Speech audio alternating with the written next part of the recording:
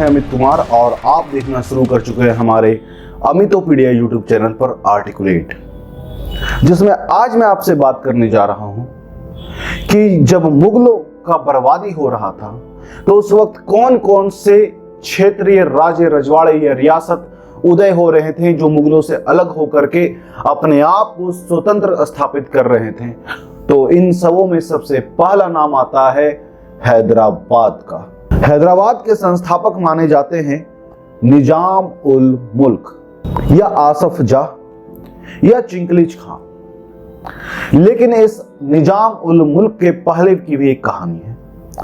कहानी यह है कि मुगल दरबार में एक काफी रिनाउंड और पावरफुल व्यक्ति थे जुल्फिकार खान। जुल्फिकार खान ने सबसे पहले ये सोचा था कि दक्कन के तरफ अपना एक स्वतंत्र रियासत स्थापित हो, लेकिन फिर बीच में जुल्फिकार खान का मृत्यु हो जाता है और उनका यह सपना पूरा नहीं हो पाता है।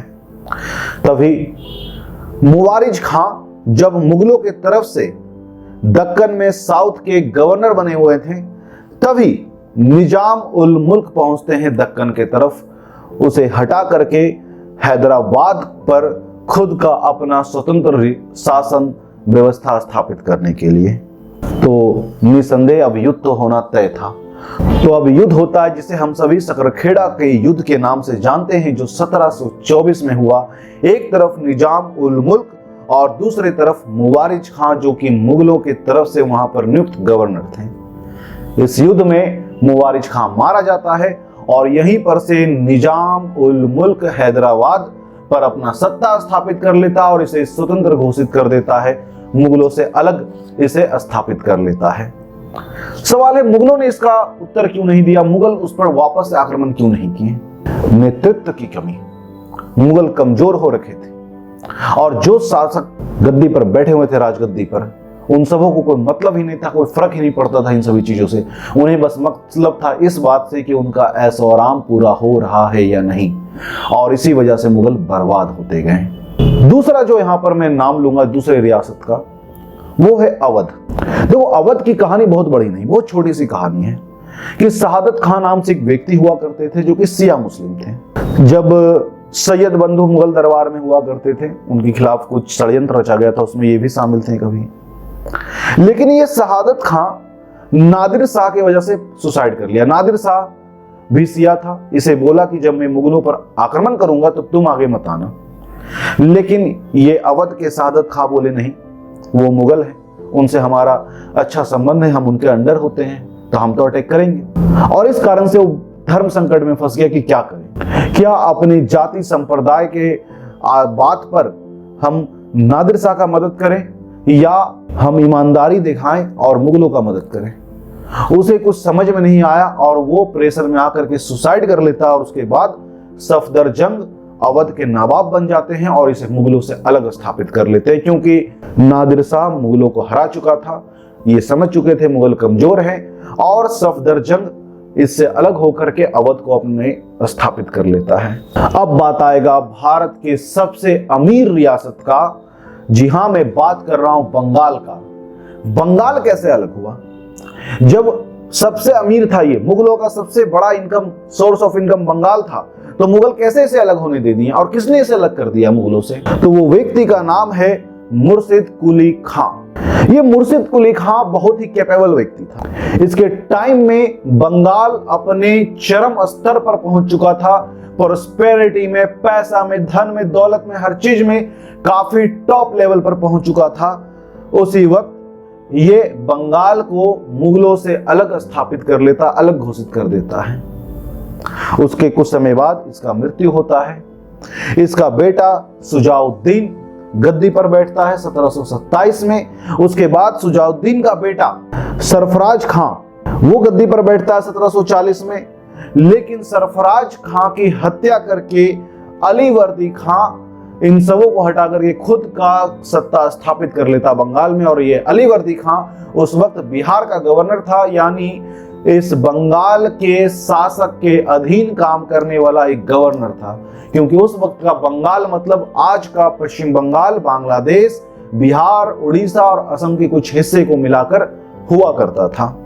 अब बात मैं करूंगा राजपूतों का, कि राजपूत कैसे अलग हुए मुगलों से। क्योंकि आप देखो अकबर के टाइम में इन राजपूतों का बहुत बड़ा योगदान है इस मुगल को माइटी मुगल बनाने में, इन मुगलों को इतने आगे तक फैलाने में। तो सवाल है ये अब मुगलों से अलग कैसे हुए और क्यों हुए? क्यों हुए का कारण तो एक ही है कि मुगल कमजोर हो रहे थे और हर कोई को अपना वर्चस्व, आजादी अधिक पसंद होता है। तो अब मैं बात करता हूं राजपूतों का। राजपूत में नाम आता है 1708 के अजीत सिंह का। अजीत सिंह एक अलायंस बनाए, एक संधि की, जिसमें जय सिंह सेकंड, दुर्गादास राठौड़, ये सभी लोग थे। और ये सभी मिलकर बोले कि हम मुगलों से अलग राजपूतों को अलग राजपूती रियासत के तौर पर प्रेजेंट करेंगे, स्वतंत्र होंगे हम। बहादुर शाह उस वक्त गद्दी पर बैठा हुआ था, राजगद्दी पर मुगलों का।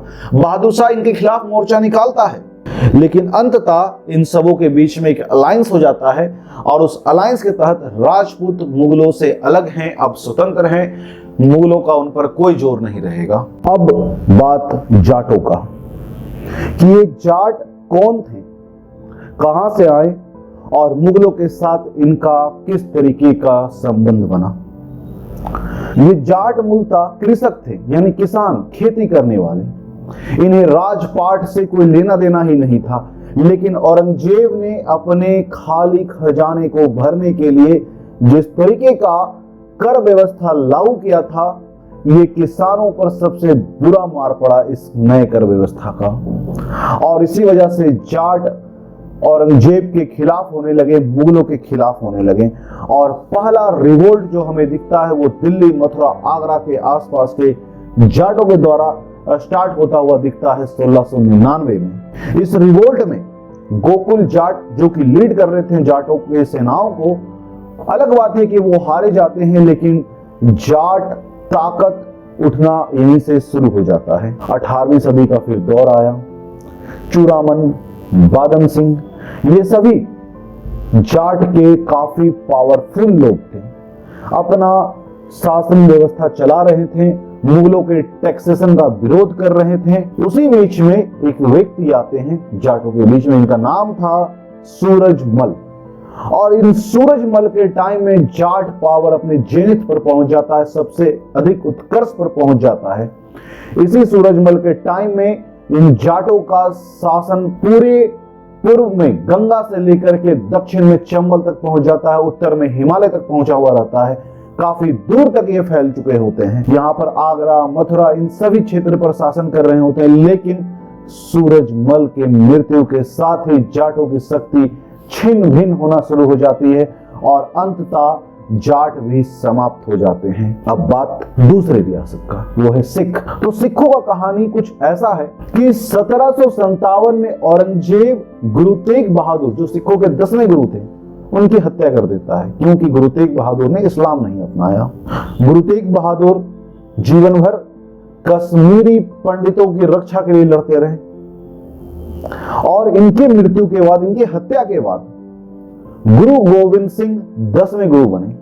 गुरु गोविंद सिंह गुरु बनते ही पहले तो ये बोले कि अब मेरे बाद श्री गुरु ग्रंथ साहिब ही सिखों के गुरु होंगे, और दूसरा वो समझ चुके थे कि अब केवल संत बनने से देश का और सिखों का उद्धार नहीं हो सकता, क्योंकि मुगल यहाँ पर बहुत बुरे हद तक आ चुके हैं। तो संत के साथ साथ हमें योद्धा भी बनना पड़ेगा, हमें सोल्जर भी बनना पड़ेगा।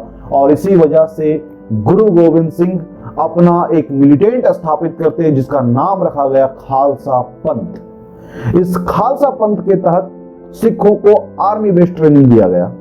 उन्हें बताया गया कि एक सिख एक संत है, लेकिन अगर नौबत आए तो उसे योद्धा बनना भी पड़ता है और वो जरूरी भी है। उधर जिस समय सिखों के बीच में खालसा पंथ प्रचलित हो रहा था, उसी दौरान नादिर शाह, अहमद शाह अब्दाली का मुगलों पर आक्रमण हो चुका था और मुगलों का स्थिति, मुगलों का औकात पूरे भारत में सामने आ चुका था, उजागर हो चुका था। क्योंकि ये झूठ कितने दिन तक पर्दे पर रहेगा, ये झूठ अब खत्म होता है और अब यहाँ पर इन सिखों के बीच में शासन व्यवस्था मजबूत होना शुरू हो जाता है। उन्हें समझ में आ गया कि अब मुगलों से हमें कोई भय नहीं, अब अपना ये शासन करना शुरू किए। सिखों के पूरे एरिया को 12 मिसलों में यानी 12 प्रांतों में बांट दिया गया, जिनमें से एक मिसल था सकुचूरिया मिसल और जिसके प्रमुख थे माहन सिंह। माहन सिंह के बेटे हुए रंजीत सिंह, वही रंजीत सिंह जिन्होंने सबसे अधिक ताकतवर सिख शासक होने का गौरव प्राप्त किया। रंजीत सिंह जब गद्दी पर आए तो इन्होंने सबसे पहले इन 12 मिसलों को साम दाम दंड भेद का सहारा लेकर के एक कर दिया और उसके बाद ये पूरे सतलज से लेकर झेलम तक सिख एम्पायर फैला दिए। लाहौर को, अमृतसर को, दोनों जगह को राजधानी बनाते। लाहौर को बनाते 1799 में, अमृतसर को 1802 में राजधानी बनाते हैं, स्थापित करते हैं और उसके बाद रंजीत सिंह का अंग्रेजों से ट्रीटी होता है। सवाल है, जब रंजीत सिंह इतने पावरफुल थे तो उन्होंने अंग्रेजों से ट्रीटी करने का क्यों जरूरत पड़ा? क्योंकि अंग्रेज आगे आए थे और अगर रंजीत सिंह समझ रहे थे कि इन यूरोपियन से ना ही भिड़ना सही है और ना ही अधिक दोस्ती बनाना सही है, और यूरोपियन भी जानते थे ये रंजीत सिंह है, इनसे भिड़ेंगे तो दिक्कत हो जाएगा, इसलिए दोनों संधि कर लेते हैं। और उस संधि के बाद नॉर्मल स्थिति चल रहा था।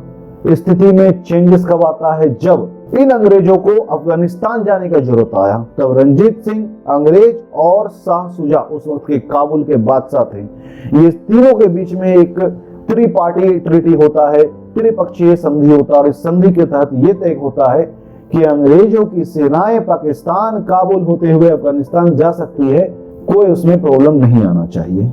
स्थिति चल रहा था सही, लेकिन 1839 में जैसे ही रंजीत सिंह का मृत्यु हुआ, ये पूरा का पूरा सिख एम्पायर कमजोर पड़ गया और टूटने के हाल में, बर्बादी के हाल में आ गया।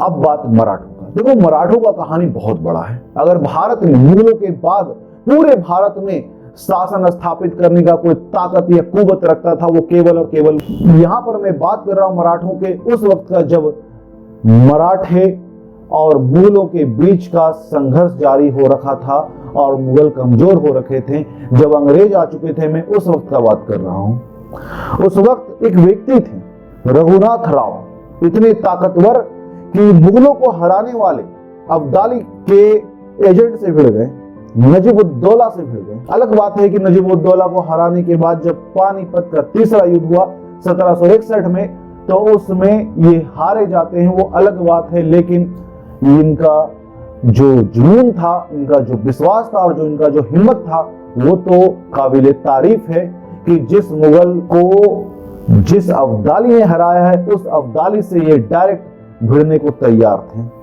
और इस तरीके से क्षेत्रीय रियासत, राज्य, रजवाड़े उभरे। लेकिन इनके साथ बहुत सारा लिमिटेशन था, इनके साथ बहुत सारी चुनौतियां थी, ये जो क्षेत्रीय शासक थे। और चुनौतियां क्या थी उसे हम लोग जानेंगे अपने अगले वीडियो में।